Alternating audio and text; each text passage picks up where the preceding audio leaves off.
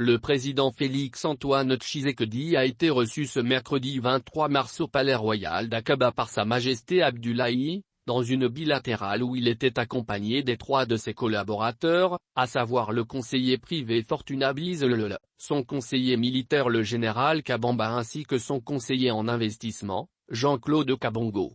D'emblée, les 2 personnalités ont exprimé chacune leur joie d'être face à face. En premier, le président de la République a remercié Sa Majesté Abdullah de l'avoir invité dans son royaume.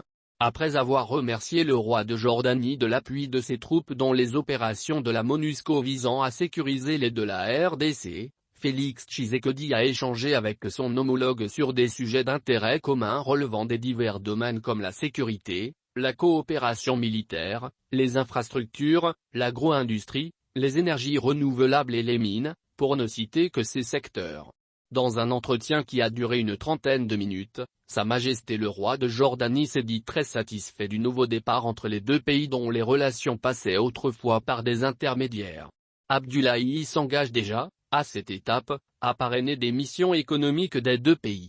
Par ailleurs, les 2 hommes d'État se sont accordés pour régler des aspects juridiques de cette coopération bilatérale naissante, par les biais de leurs gouvernements respectifs. D'ici là, c'est la ville d'Aqaba, une des stations balnéaires de la Jordanie, qui abrite du 23 au 24 mars un mini-sommet. Le souverain jordanien a convié à ce mini-sommet des invités de marque venant d'Afrique. Outre le président Félix Tshisekedi de la RDC, Paul Kagame du Rwanda, Philippe Nyusi du Mozambique ainsi que le premier ministre tanzanien Kassim Majaliwa sont présents à Aqaba.